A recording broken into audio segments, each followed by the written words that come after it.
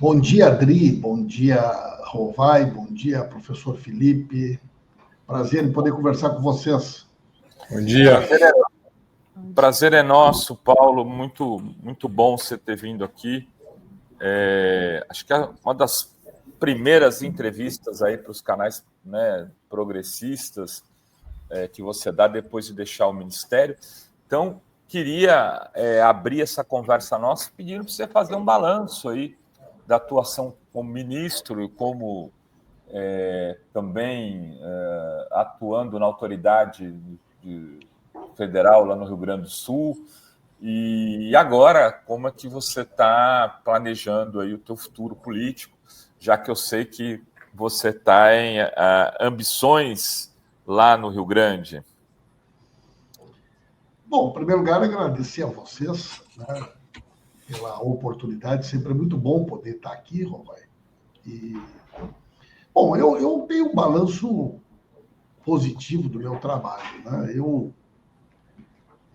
digo para o presidente Lula, e eu sempre deixei ele muito à vontade, né, que eu faço parte do time, tá? E, eventualmente, exerci uma função no governo. Mas estar ou não no governo não altera em absolutamente nada o fato de que eu sou um dirigente, um torcedor e um jogador desse time, que trabalha para esse projeto dar certo e que se dedica, independente da função que eu esteja exercendo, para que o governo do presidente Lula tenha êxito, porque eu entendo que ele representa para o Brasil e representa, inclusive, para o mundo, né? Para a defesa da democracia e assim por diante, né? O presidente sempre soube, eu não sou um marqueteiro profissional, o presidente teve, em outros governos, a experiência de ter uma pessoa na SECOM, mas ele tinha um João Santana, tinha um Duda Mendonça, né? Eu não sou um profissional com essas características, eu sou uma pessoa da política, que fiz a gestão da política de comunicação do governo, num momento muito delicado, num momento muito difícil. Eu entendo que nos 2 anos nós reconstruímos uma política de comunicação, conseguimos resultados bastante expressivos em termos de aprovação, de popularidade do presidente Lula, em defesa do governo. Cumpri também um papel de ser, né, um dos porta-vozes da defesa desse projeto. Na época, junto com o Flávio Dino, a gente acabava, né, muitas vezes protagonizando esse debate da defesa necessária das ações do governo, das políticas do governo, preservando o próprio Lula da necessidade de uma exposição demasiada.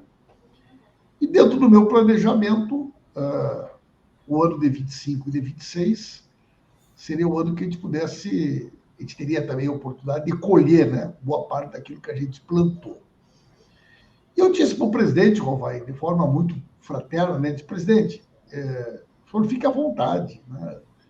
Eu sou o treinador do time, o senhor é o presidente. O torcedor quer resposta imediata. Se o senhor acha que os índices de aprovação do governo não estão satisfatórios, a gente não tem como trocar o presidente. Então vamos mexer no técnico, né?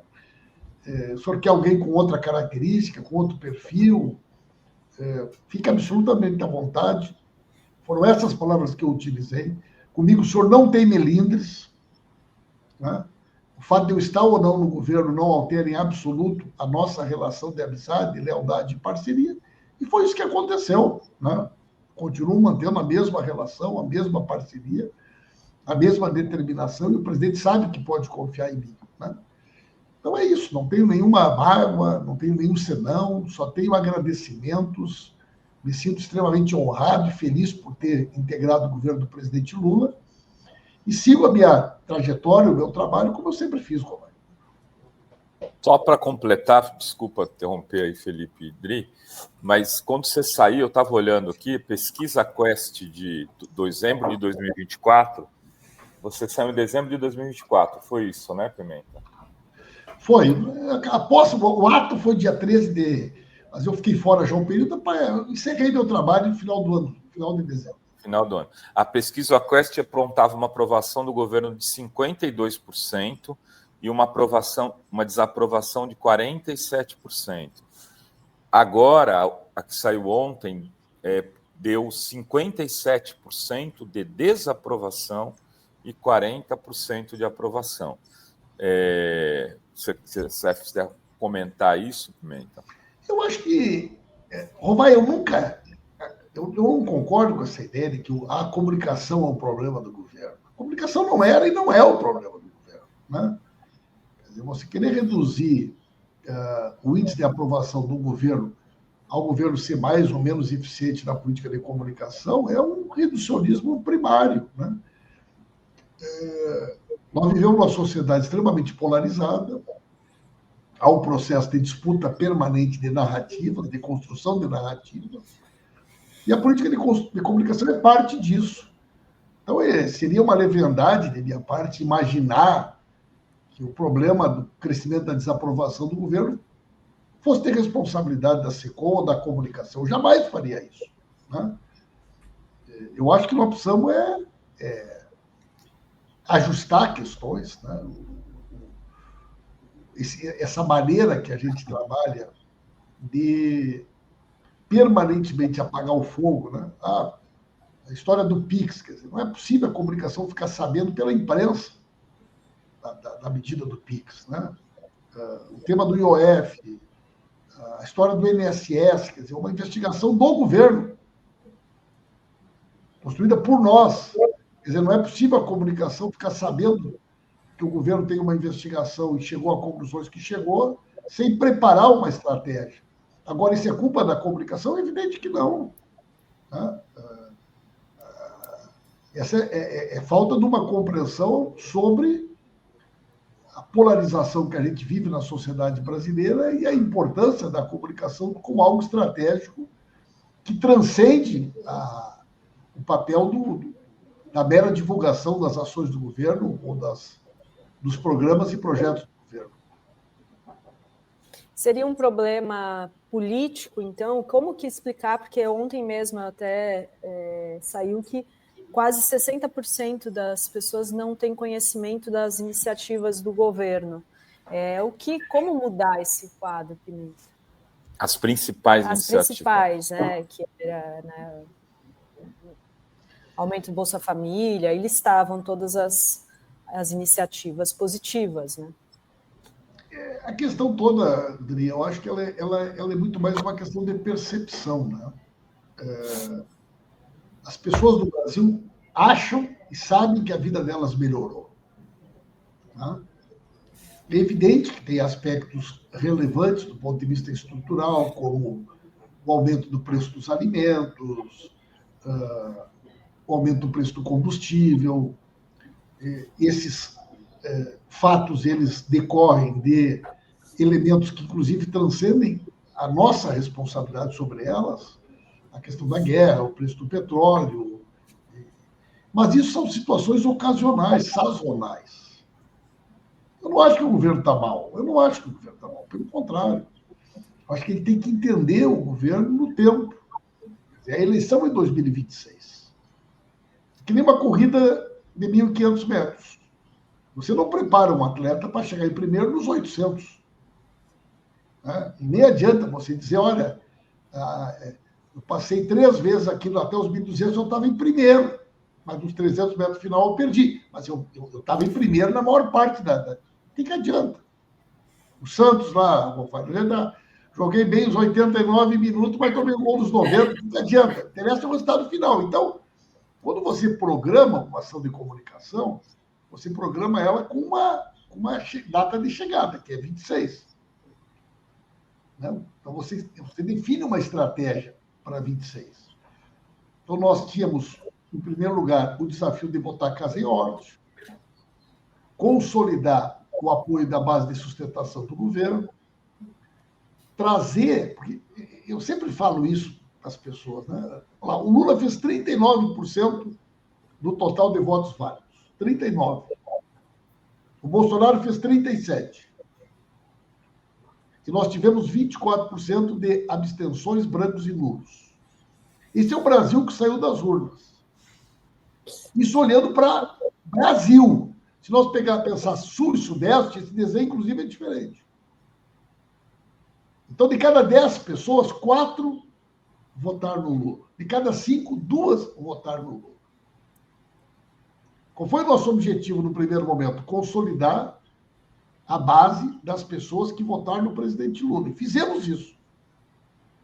O Brasil voltou, as políticas de trazer de volta. Por que o povo votou? Porque o povo queria o Bolsa Família, queria o Mais Médico, queria o Minha Casa Minha Vida, né? O ProUni, o FIES. Todos os programas do governo tinham sido destruídos. Então, no primeiro momento, o que tinha que fazer? Restabelecer, retomar os programas e dizer para as pessoas, olha, aqui, ó, o nosso povo. Segundo momento, é tentar trazer esses 24% de indecisos, que são os brancos, nulos, o indeciso, aquele que avalia o governo como regular, tentar trazer ele para o positivo. Como é que tu faz isso? Com política pública. Fazendo com que as ações do governo cheguem na vida das pessoas. Mas isso não se faz do dia para a noite. Em terceiro lugar, reduzir o grau de polarização com aqueles que nos rejeitam. Vocês lembram aquela campanha que a gente fez no final de 23? Um só Brasil, né? Um só país, um só povo. Aquela campanha foi um sucesso.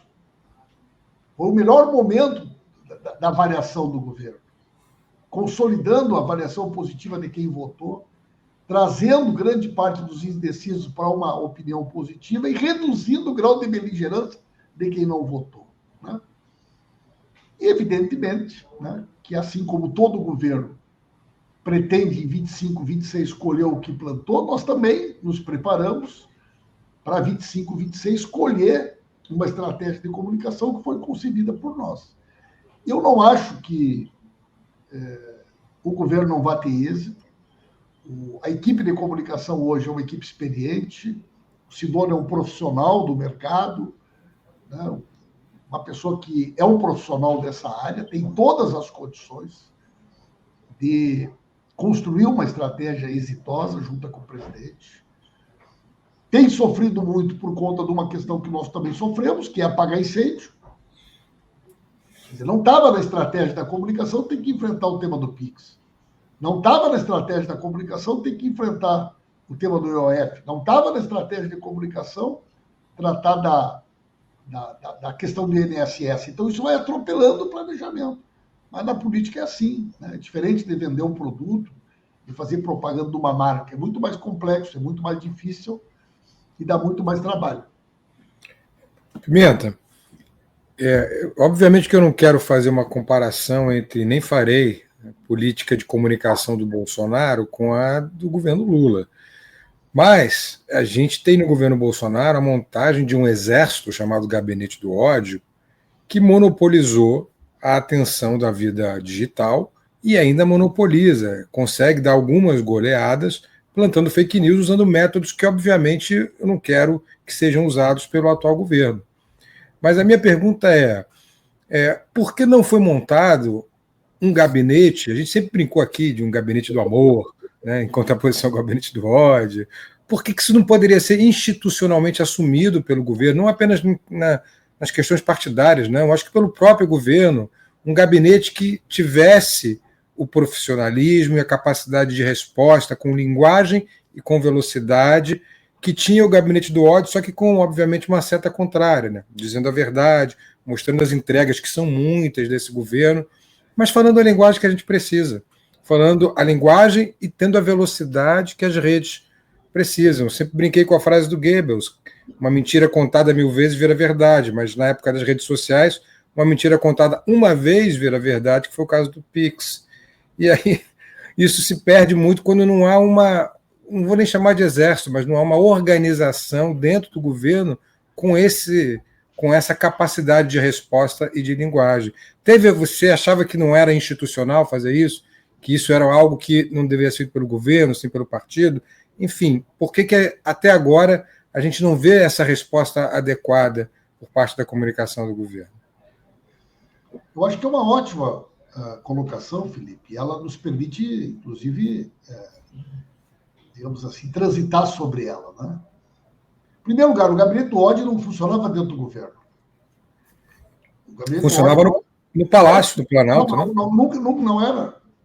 Nunca foi financiado pelo governo, o impulsionamento não era pago com recurso público. as pessoas que trabalhavam na produção e disseminação com os robôs e das fake news não foi com recurso do governo. Nunca existiu isso. Né? Então, achar que a estratégia de comunicação da extrema-direita é feita de forma institucional, na minha opinião, é uma leitura, no mínimo, assim, digamos, pouco adequada. Né? Vou te dar um exemplo. Logo que a gente assumiu, o primeiro release que a gente fez, ele falava governo Lula. A gente foi notificado que a gente não pode usar o nome do Lula no material. Certo?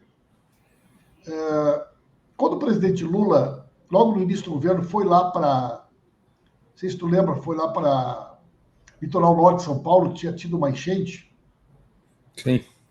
E o nosso pessoal, não dentro do governo, mas o nosso povo fez um cardzinho comparando o Bolsonaro andando de jet ski em Santa Catarina com o Lula no carnaval lá. E aquilo explodiu.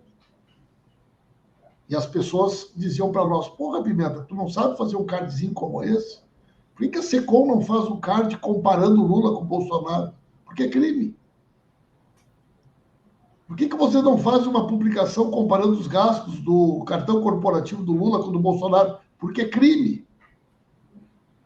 Tá? Sai uma matéria hoje de manhã na rede social. Eu preciso fazer uma ação governamental de resposta para ela, ok? Eu preciso abrir uma ordem de serviço, eu preciso fazer um procedimento de provisão orçamentária para fazer esse impulsionamento, eu preciso fazer uma pré-ação junto com as agências. Já passou, Felipe, já passou 3 dias. Não tem velocidade. Não existe dentro do poder público um processo de pronta resposta para fazer a disputa real da política. Não existe isso. Essa disputa, o governo ele fornece os insumos, ele dá as informações, mas isso é de responsabilidade dos partidos, da sociedade civil, dos influencers, das pessoas que fazem esse debate. Isso é que nem entrar numa decisão. Nós jogamos uniforme da Nike, tudo novinho, tudo bonitinho, chuteira zero. Mas o meu adversário entrou de pé descalço com uma faca nos dentes, acostumado a jogar, não escolinha de futebol, aprendeu a jogar. Então não existe isso aí. Essa disputa não é da esfera da institucionalidade, é da vida real. Isso é preciso as pessoas entenderem que nós estamos todos os dias, em todos os espaços, fazendo essa disputa de narrativa. Então, eu entendo que existe um papel muito importante da política institucional, mas jamais. Tanto é, Felipe, que eles saíram do governo e o esquema deles não mudou nada. A produção das fake news, os robôs, o financiamento, o impulsionamento, né? O dinheiro que está envolvido nisso, a forma de financiamento. E, além disso, existe uma limitação de caráter, digamos assim, conceitual e ético, que nos distingue. Eu, como cidadão, imagino que vocês também, eu não consigo pegar uma postagem, algo que eu sabidamente, em verdade, e publicar isso nas minhas redes. Quer dizer, eu tenho uma limitação, e eu acredito que nós da esquerda, os democratas, as pessoas que têm um mínimo de dignidade, de consciência, elas têm um constrangimento, né? Chegar no grupo da tua família e postar uma coisa que tu sabe que é mentira, que tu sabe que aquilo não é verdade, mas tu disseminar isso de forma industrial, de forma organizada. Então, a extrema-direita, ela utiliza ferramentas e métodos que elas são absolutamente impossíveis de serem imaginados pelos democratas de uma forma geral, né? Paulo, eu compreendo o que você disse e sei que é verdade isso. Não, é muito difícil articular esse tipo tipo de trabalho por dentro do governo. Isso seria função do partido, né? Acho que você não falou isso, mas eu falo, do partido, dos movimentos que estão ali na aliança do governo Lula. Mas tem uma coisa que é função do governo. E aí eu queria que você falasse sobre se você teve dificuldade com isso. Os ministros não falam. Os ministros desse governo são muito silenciosos, né? E quando falam, só falam para a Globo News e, no máximo, para a CNN ou para algum colunista da Folha e do Globo, né? Eles não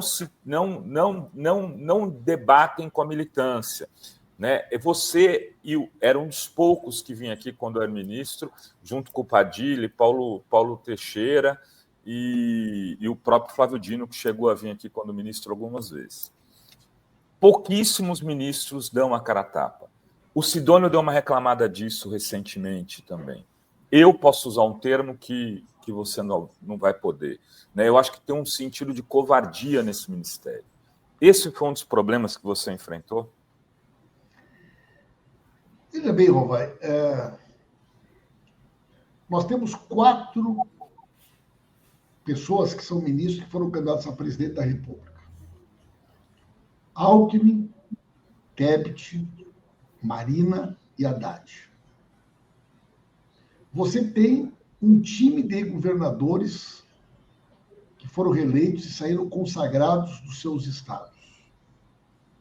Podia enumerar aqui uma listagem enorme. Você tem um conjunto de figuras dentro do governo com grande capacidade de alcance daquilo que elas falam. Então, eu sempre defendi que um ministro ele não é um porta-voz só da área que ele atua. O ministro é um porta-voz do governo. O ministro, quando ele dá uma entrevista numa rádio, né, num portal, ele tem que falar sobre o governo. Tanto é que eu preparava todos os meses material para que o ministro pudesse falar e dizer, olha, as principais ações do governo desse mês são essas. Independente de ser da área tal, tu tem que ter a capacidade de falar para fora, um porta-voz do Lula, um porta-voz do governo. Porque isso é disputa política, isso é disputa narrativa. É essa disputa que nós precisamos fazer, né? Então, primeiro tem que ter aquela compreensão que eu falei lá anteriormente, né? Você precisa imaginar que nós estamos vivendo numa sociedade altamente polarizada, onde tudo vira disputa narrativa, e que os nossos agentes, nossos sujeitos, eles têm que estar acionados, eles têm que estar nessa linha, né? E eu acho que o time é bom. E acho que nós temos um bom governo, acho que o Sidônio está fazendo um esforço parecido com o que nós fizemos, de tentar trazer os ministros mais para esse papel, para essa disposição, tem feito um esforço para melhorar isso. Mas a disputa política ela é muito reativa no Brasil, entende? Quer dizer, você faz um planejamento, aí você é atropelado por uma crise como a crise do PIX. Quer dizer, não tem planejamento que sobreviva. Tudo que tu está fazendo ele vai ser engolido, e a pauta ela vai ser imposta. Né? E você passa a atuar no sentido de reduzir o dano de uma ação, de uma política, de uma decisão, ou assim por diante. Né? Então, eu acho que o presidente Lula tem todas as condições de poder melhorar esses indicadores. Eu acho que, na medida que as entregas do governo começarem, né, de fato, a ser percebidas pela população, essa percepção tem todas as condições de ser alterada. E eu tenho muita confiança de que o governo está no caminho certo. Como eu acho que o problema da comunicação não era da comunicação e não é da comunicação, acho que ela é parte integrante, isso vai ser acompanhado, né, com a melhora geral do governo. E vou trabalhar para ajudar as coisas a darem certo. Não? E, Pimenta, e mudando um pouco para 2026, queria só... Pimenta senador, Pimenta governador ou Pimenta deputado federal? Gente, eu sou deputado federal há 6 mandatos. Nas 4 últimas eleições, fui o mais votado do PT. E na última eleição, eu bati o recorde histórico de votos do PT, 223 mil votos. superando a votação do histórico. O nosso recordista era o ex-senador Paulo Paim, né? Para um estado como o Rio Grande do Sul, 223 mil votos é muito voto, né? Você vai comparar isso aí para São Paulo, para outros estados, isso aí seria uma votação aí na casa de 1 milhão de votos ou mais, né?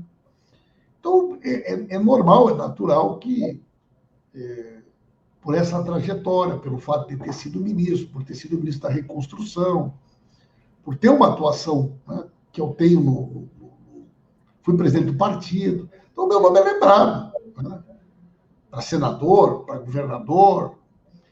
E o que eu estou trabalhando? Eu estou trabalhando para a gente poder fazer um bloco progressista forte e capaz de ter êxito numa estratégia eleitoral do Rio Grande do Sul. Eu acho que é fundamental trazer o PDT para perto, trazer o PSB, né? Então, eu tenho conversado com o PCdoB, com o PSOL, com todo mundo. Porque o Rio Grande do Sul ainda é um dos poucos estados que tu tem 3 blocos consolidados.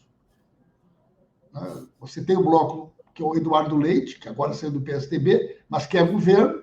Você tem o bloco da extrema-direita. E você tem o bloco progressista. Esse bloco progressista precisa estar perto, precisa estar junto, precisa estar unido, né? Nós tivemos um candidato a governador que foi muito bem na última eleição, que é o Edgar Preto. Não foi para o segundo turno por pouco mais de 2 mil votos. E eu acho que nós temos que construir essa unidade. Ontem mesmo eu tive com a Manuela, né? Ontem eu tive com o PCdoB. Eu tenho falado quase que diariamente com as lideranças dos partidos. E depois, mais adiante, a gente define o papel de cada um, né? Se eu tiver que ser candidato a deputado federal, eu jamais serei um empecilho para que outro companheiro ou outra companheira possa estar lá na função de senador ou governador. Agora, se nessa construção que a gente vai fazer surgir aí, né, uma opinião ou uma ideia de que eu possa contribuir melhor sendo candidato ao Senado ou ser candidato a governador, eu não vou me furtar de ser. Então, eu vou ser candidato à função que a gente tiver que exercer para melhor representar o palanque do presidente Lula no Estado e criar as condições para a gente disputar a eleição para vencer no Rio Grande do Sul. Acho que a gente pode voltar para o Piratini, pode eleger senador, né? Eu estou muito confiante no resultado expressivo e positivo do nosso projeto no Estado. Felipe. Eu queria insistir nessa tecla do Renato, porque eu venho comentando aqui, mas não é novidade nenhuma, que a nossa eleição mais importante, tão importante, pelo menos contra a eleição do presidente, é a eleição para o Senado. Porque se a extrema-direita conseguir os 2/3 no Senado, acabou a democracia, é por dentro. Como as democracias morrem, uma das fórmulas está aí. Ter condições de fazer impeachment de ministro do Supremo e etc., Paulo. E aí eu te pergunto, como é que você acha que o partido deve fazer as alianças ao centro para confeccionar chapas ao Senado que tenham viabilidade, porque não dá para ser purista nesse momento, é preciso fazer concessões, é preciso fazer a política boa, com P maiúsculo. Como é que você vê esse problema do Senado nas próximas eleições? Eu concordo ipsis litteris, né? Eu acho que a grande disputa na defesa da democracia vai passar pela eleição do Senado. E eu acho que o nosso corte tem que ser eleger senadores que tenham um compromisso com a democracia e com a Constituição, com o Estado Democrático de Direito. E identificar esses personagens, esses aliados, né? E, evidentemente, que isso significa uma aliança para muito além do PT. Nós temos que identificar em cada estado nomes que tenham viabilidade eleitoral e que possamos unir um esforço no sentido de garantir sua eleição. Então, eu acho que esse é o grande desafio, essa grande tarefa da esquerda, mas eu vou além disso, né? No campo democrático. E é isso que a gente tem que fazer, olhar para o mapa. É uma eleição complexa, uma eleição de 2 senadores por estado, e nós não estamos jogando sozinhos. Nós temos um adversário que é extremamente, né, determinado a alcançar o seu objetivo. E eu estou muito empenhado também em construir uma estratégia que entenda o Senado como a centralidade da disputa do futuro da democracia no Brasil no próximo período. Né? E, inclusive, uma das possibilidades é eu ser candidato a senador. Pimenta, quem você acha que vai ser o adversário do Lula nessa próxima eleição? E qual seria a estratégia para disputar com essa pessoa? Aí já vamos um pouco para o campo aí da avaliação individual aqui, da leitura de cada um. Aqui não está falando mais como ex-ministro, nem nada, né? Estou falando eu aqui, como é que eu vejo a política, como é que eu vejo a conjuntura e assim por diante. Né? E tudo que eu falar aqui pode dar errado, né? Porque o fácil é fazer a avaliação olhando pelo retrovisor, né? Então, lá, primeiro, eu acho que o Tarcísio está fora da disputa nacional. Certo? Eu parto dessa premissa. Por quê?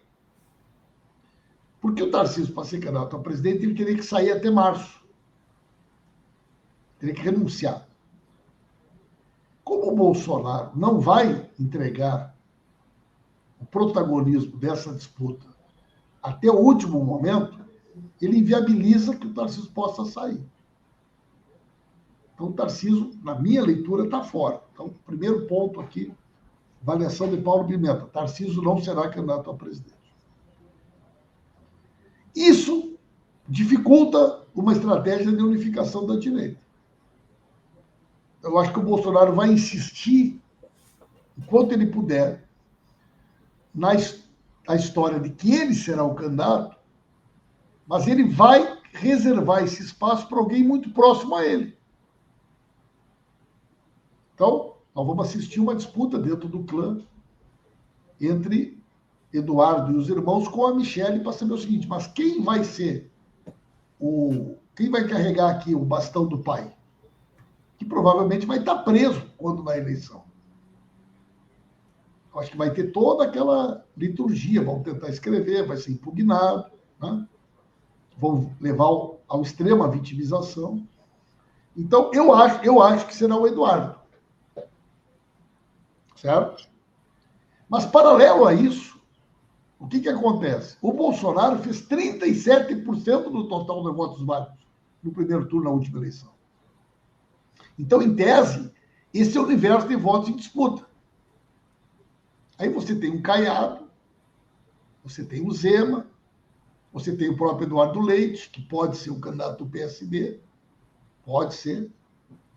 O PSD, na última eleição, fez uma estratégia de não ter candidato para fugir da polarização. Nesta eleição, eles podem ter candidato para não ter candidato. Ter candidato para não ter que optar entre o Lula ou a direita. Qual é o raciocínio de um Caiado, de um Zema, do Eduardo Leite? Eu não preciso fazer mais voto que o Lula. Eu preciso fazer mais voto que os outros. Eu, com 20%, eu posso estar no segundo turno. E no segundo turno, eu vou unificar esse campo aqui. Então, eu acho que vai ter um Eduardo, vai ter um Caiado, vai ter um Zema e vai ter um que eu acho que pode ser o Eduardo Leite. Vai ter pelo menos 4. Disputando para ser o nome deles no segundo turno. Né? Aquela piada do tigre, né? Tinha 2 caras na floresta lá. O cara falou que vai subir, vai correr mais contigo, não preciso correr mais contigo, preciso correr mais que tu, né? Quem correr mais o tigre vai pegar o outro. É mais ou menos esse o raciocínio deles. Não precisa mais voto que o Lula no primeiro turno. Eu preciso ser o mais votado entre os que estão disputando para estar no segundo turno. Qual é a nossa estratégia? A nossa estratégia é noutra direção. Em primeiro lugar, é consolidar uma frente que amplie para além da centro-esquerda, trazendo uma parte do centro, e nos aproximar o máximo que possível da votação necessária para ganhar no primeiro turno, ou, na pior das hipóteses, ficar muito próximo, que nos permita ampliar no segundo turno para garantir a vitória do Lula. Então, acho que a nossa estratégia ela não deve ser construída a partir de uma leitura de quem serão os adversários. Né? Eu acho que o grande objetivo do governo tem que ser consolidar a sua base e estabelecer, né, uma capacidade de diálogo para ampliar para alguns setores do centro que possam estar conosco nesse projeto. Ô, Pimenta, e a Zambelli? Como que você vê a situação dela, essa Eu já tinha prendido ela uma vez. Uma vez eu invadi e dei uma ordem de prisão para ela, né? E ela acabou sendo detida, inclusive, da Polícia Legislativa, né? Então sabe que essa figura aí é uma figura. Contar para vocês uma história, não sei se eu já contei alguma vez aqui. Vocês sabem que eu sou de Santa Maria, né? Sim. Teve o incêndio da Boate Kiss. Quando aconteceu o incêndio da Boate Kiss, quando eu estava no velório, domingo de noite, da minha cidade, eu comecei a ser informado que tinha fotos minhas dizendo Paulo Pimenta, o verdadeiro dono da Boate Kiss, novo caso Santo André. E aí, cara, isso aí bateu um pânico. Vocês imaginem, na minha cidade, 242 jovens mortos, eu conhecia muitos familiares, amigos. Eu, dentro do ginásio onde ocorria o velório, sem nunca ter entrado nessa boate, sem conhecer os donos da boate, ser acusado de que eu era o culpado pelo incêndio. E aí nós fomos rastrear e tinha dois sites nacionais difundindo isso. Um era o tal de Revoltados Online, que era aquele Marcelo Reis, tu lembra, Renato? E o outro era da esposa dele na época, que era Carla Zambelli, que coordenava um site chamado Nas Ruas. Olha quem eram as duas coordenadoras do Nas Ruas, Carla Zambelli e Bia Kicis. Então eu conhecia essas figuras assim. Eu conhecia essas figuras divulgando que eu era o dono da Boate Kiss. Então essa gente é do mal. Sempre foi, sem limite. Podia ter me destruído se eu não tivesse capacidade de disputa, de reação. E eu fiz, e elas foram, né, ao limite, inclusive, denunciei, processei, de todas as maneiras, certo? Então, essa é a Carla Zambelli. O bolsonarismo, ele produziu e permitiu que essa gente tenha saído do esgoto para alcançar os espaços que alcançou na esfera da política nacional, na esfera da política brasileira, né? Agora, eu fui o primeiro a pedir tornozeleira eletrônica para o Bolsonaro, porque eu sempre imaginei que, covarde como eles são, a estratégia deles vai ser a estratégia de fugir. O Eduardo fugiu, ela fugiu, outros vão fugir, né? E se nós não botar uma tornozeleira eletrônica no Bolsonaro, meio logo, ele vai fugir também. Agora, essa fuga ela é reveladora do caráter, da personalidade, da estratégia com que eles fazem a disputa, né? Mas é uma coisa lamentável, né, para a história do Brasil. Eu vi essa semana a história do Marcelo Bretas. Pelo amor de Deus, eu vi a postagem do Rovai, a famosa faixa do Marcelo Bretas. Eu nem gosto de falar nisso, Rovai. Mas, tchê, eu e o Vadi ia para a tribuna, bater no Sérgio Moro, no Dallagnol e no Marcelo Bretas. Quando eu saía da tribuna, ninguém sentava do meu lado no plenário. Ninguém sentava do meu lado. Tinha uma época de idolatria nesse país ao Sérgio Moro, ao Dallagnol e ao Marcelo Bretas, que as pessoas às vezes esquecem, né? E como parte do centro e da esquerda foi facilmente cooptado por um discurso que imaginava que o Lula estava destruído, que nunca mais ia voltar e que o PT estava destruído, né? Se nós não tivéssemos resistido, e quando eu falo nós, é nós mesmos, porque a Fórum teve um papel fundamental na resistência contra o golpe, na defesa da democracia, na denúncia e perseguido como nós fomos, por tudo que nós fomos, eu tenho certeza que hoje nós não estaríamos aqui. Hoje nós não estaríamos aqui. Eu fiquei assim, será que eu posto essa foto? Mas eu falei, não, eu vou postar, sabe, Pimenta? Porque a primeira coisa que eu lembrei foi disso, que tinha de gente, né, que apoiava o Bretas, não o Bretas só, o Moro. E quantas pessoas me ligavam na época, cuidado com essa coisa de atacar Lava Jato, os caras são sérios. Eu não vou dizer nomes aqui. Se tu olhar hoje, se tu assistir os debates que ocorreram na CPMI, onde eu e o Vadir representávamos o PT, e se tu olhar com quem eram os embates na defesa da Lava Jato, tu vai te apavorar. Muito bem, acho que é isso, né, Dri? É. Pimenta, muito obrigado. Volte sempre agora. Vamos ver se agora a gente consegue Sim. estabelecer aí uma rotina aí uma vez por mês aqui, ó. Estou à disposição, estou à disposição. Tá? Maravilha, Pimenta. Um abraço, gente. Obrigada, Pimenta. Valeu. Até a próxima. Tchau, tchau.